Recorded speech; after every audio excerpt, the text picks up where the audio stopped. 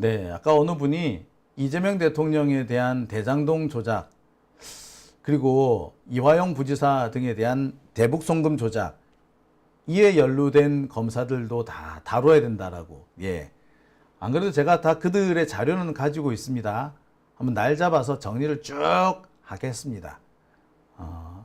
참고로 말씀드리면요. 참여연대에서 그때 그 사람 혹은 그때 그 검사라는 데이터베이스를 운영하고 있습니다. 어떤 사건이냐에 따라 가지고 누가 그 일을 맡았고 어떤 판사가 그 재판을 맡았다까지 정리가 되어 있는 데이터베이스입니다. 혹시 궁금하시다면 여러분 한번 직접 확인해 보시는 것도 괜찮을 것 같습니다. 오밤중 뉴스. 자, 그러면 세 번째 주제로 본격적인 시작을 해보겠습니다. 세 번째 주제는 앞서 말씀드린 것처럼 김건희 얘기입니다. 자, 김건희 도대체 무슨 꿍꿍일까요? 앞서서 우리 이경 대변인이 잠시 언급을 해 주셨습니다만 지금 김건희가 약간 돌은 것 같죠? 아니, 특검 수사에 응하겠다. 특검이 소환하면 가겠다. 라고 하는 것까지는 좋았는데, 제가 사실 그 얘기가 나왔을 때도 조심해야 된다라고 얘기했죠. 김건희 얘 뭐라고 나올지 몰라. 얘 속마음으로는 절대 나가고 싶지 않을 거야. 따라서 얘 지금 나가겠다라고 선선히 말하는 것 자체가 나가지 않겠다라는 빌드업을 위한 떡밥일 수도 있다.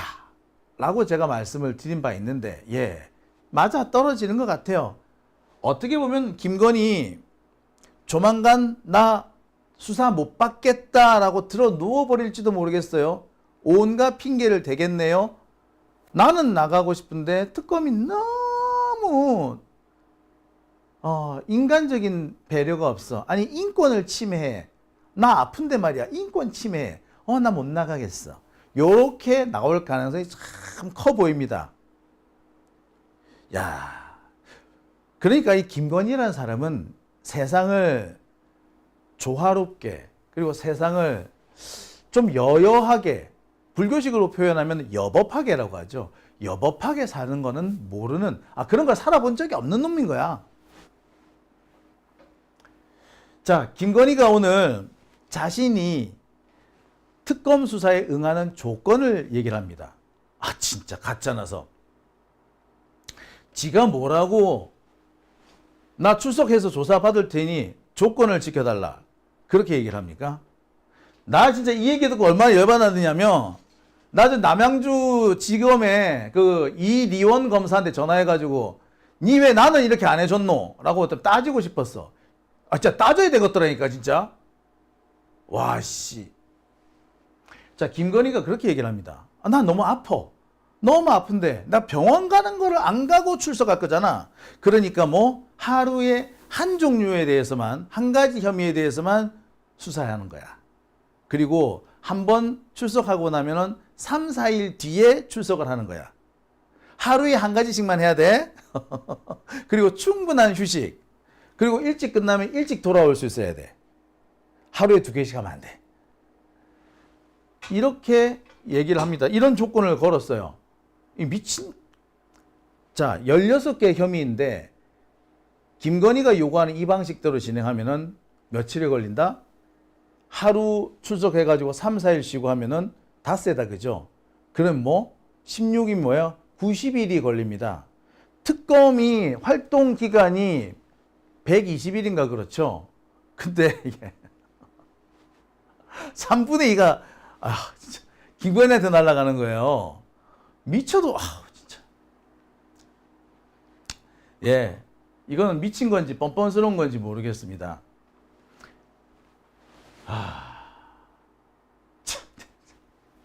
자, 김건희의 요구사항입니다. 혐의별 분리조사. 그러니까 16개 의혹이 있으니까 16개를 각각 따로 조사. 16시 전 조사 종료. 3, 4일 휴식 보장.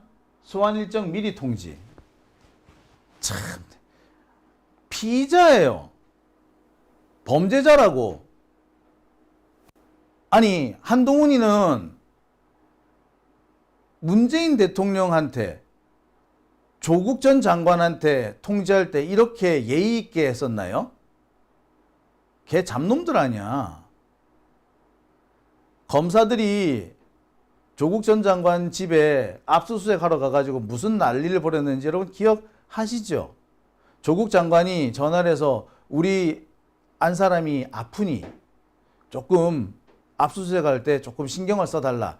이 전화 한 통화 했다고 개 지랄을 떨었던 것들이. 자, 그리고 그때 조선일보 보도 태도 보셨죠? 법무부 장관이 그러면 안 된다는 식으로 했던 거 기억하시죠? 그랬는데 김건희에 대해서 어떻게 했습니까? 예, 그때 그 기사를 썼던 놈들 다 끌고 나와가가지고, 예, 광화문 광장에 꿇어 앉혀놓고 뺨을 싸다구를 날려야 돼, 진짜 이 자식들. 이게 기본이 안 된 거 아니야? 조국은 하면 안 되고, 김건희는 해도 되고, 뭐, 그래? 이런, 참. 하루에 한 가지. 일찍 끝나고 조사 종료. 16개 이상 소환 조사를 하고 총 50여일, 아니 50여일이 아니구나. 거의 90일에 달하는 조사 기간이 나옵니다. 이렇게 되면. 짧게 해도 90일. 이거 미친 거 아니에요? 이거를 피의자가 뻔뻔스럽게 요구한다고? 아니, 얘가 지금 걸려있는 사건이 몇 개인데 지가 중범죄자 아닙니까? 중범죄자인데다가 각종 혐의가 그러니까 누범이잖아요. 이쯤 되면은 대한민국 역사 단군 이래 이런 여자 있었어? 이런 애 있었어요? 없었잖아. 그런데 이렇게 뻔뻔스럽다고? 또라이 얘기 아니야 이거? 어디서 이런 게 진짜 다 풀러나왔는지 모르겠습니다. 자, 그런데 말입니다.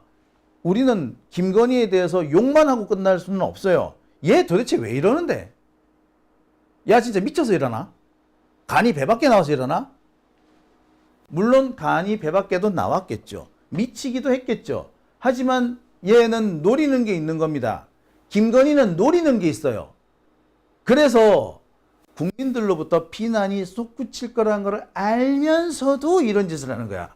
지는 모르겠어. 지 욕먹을 거라는 거. 알지?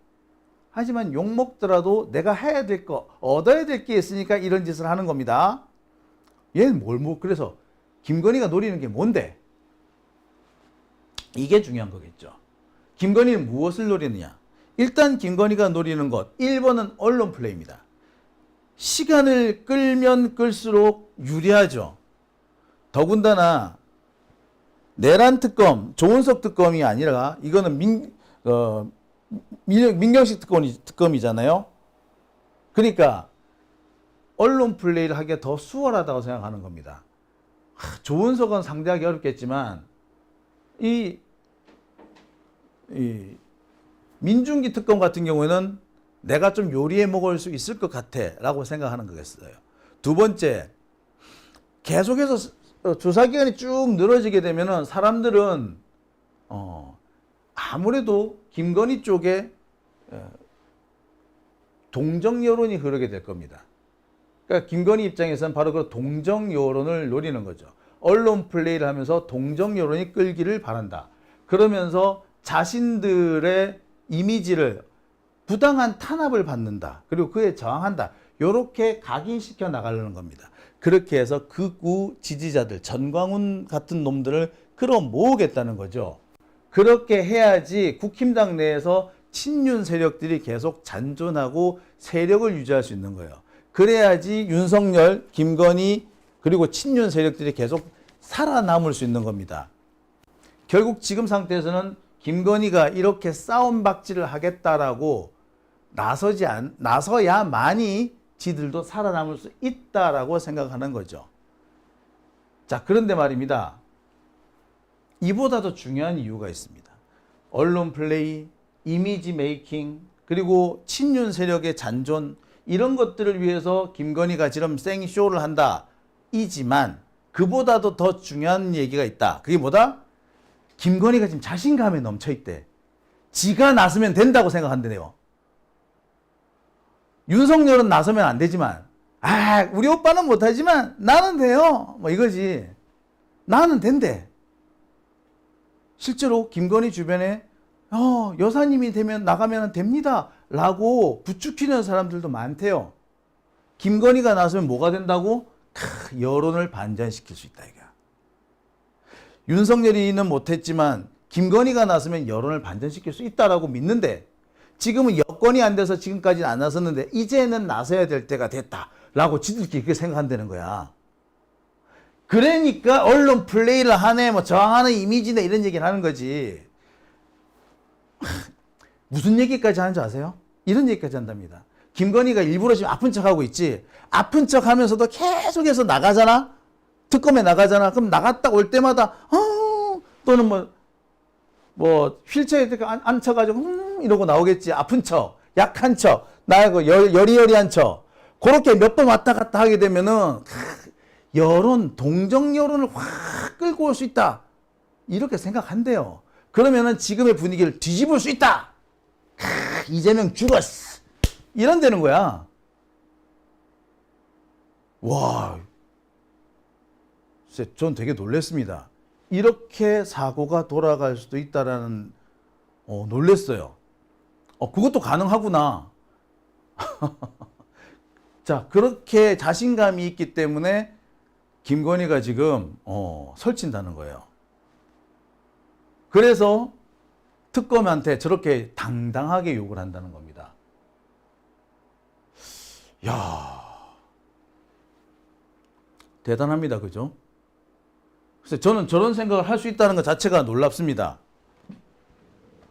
자, 그리고 지금 김건희 쪽에서 노리고 있는 또 다른 목표가 있는데, 그게 바로 이 사법부 내의 조희대 지지 세력, 소위 말하는 사법부 내 적폐들, 이들의 재결집을 노리고 있다는 겁니다. 사법부 안에 있는 조희대와 비슷한 생각을 가진 사람들 있죠. 꽤 많대요. 상당히 많은데 이들을 결집시키는데 상당한 시간이 필요하다는 겁니다. 이재명 대통령이 그러니까 대선에서 당선되고 난 다음부터 사법부 내에 이 조희대를 중심으로 뭉쳐있는 이 세력들, 그러니까 적폐 세력이죠. 이들이 충격을 받아서 이렇게 흩어졌답니다. 그 과정에서 왜 조희대가 이재명 대통령에 대해서 출마를 막으려고 하는 그런 태도 보였었던 거 기억하시죠? 그리고 대선 기간 내내 그 이화영 부지사 사건을 뭐 거들먹거린다든지 어쩐다든지 해가지고 선거에 개입을 하는 모습을 계속 보여왔습니다. 근데 결국에 안 먹히죠. 그리고 이재명이 당선됩니다. 그러자 사법부 내에서 조희대를 비판하는 여론들이 생기기 시작한 거예요. 야, 조희대 된다며, 된다고 해서 니를 밀어줬더니 이게 뭐야?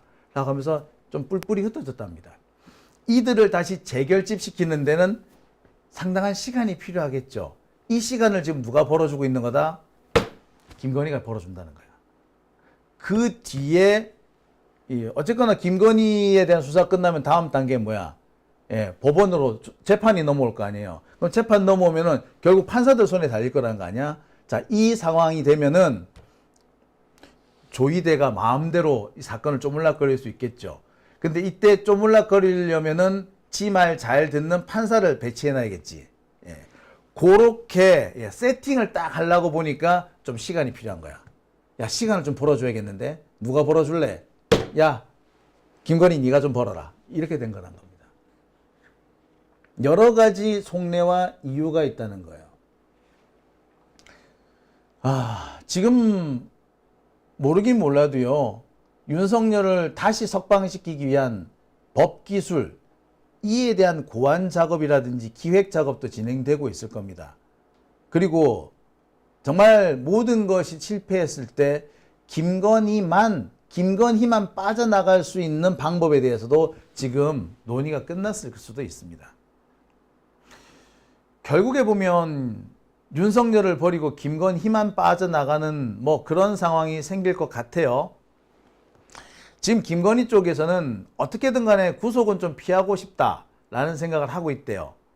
최악의 경우라도 구속은 피한다. 그리고 구속을 피하기 위해서 필요한 게 있다면 뭐든지 희생한다. 윤석열도 희생할 수 있다. 자, 이 경우에 가장 쓸 수 있는 카드가 뭐냐?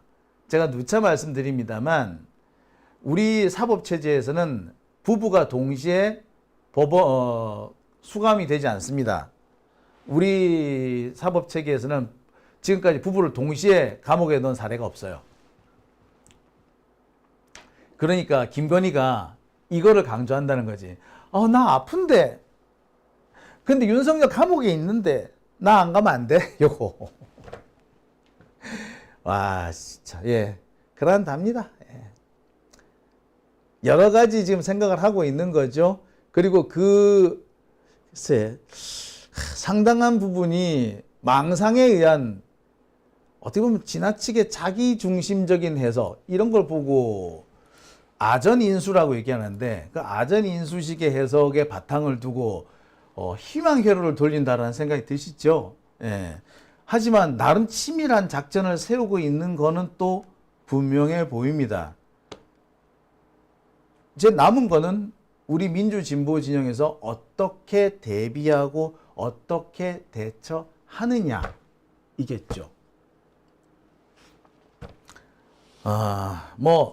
제가 이런 얘기를 어떤 분한테 하니까 누군 그런 얘기도 합니다. 그래, 김건희답다. 맹신이답다. 라고 말씀하신 분도 계시더군요.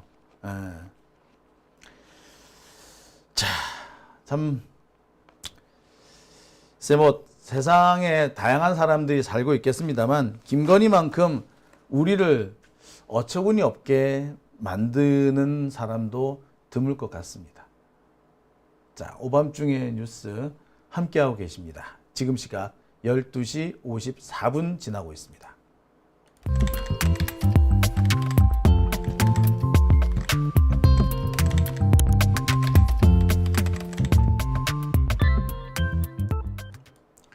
탄인이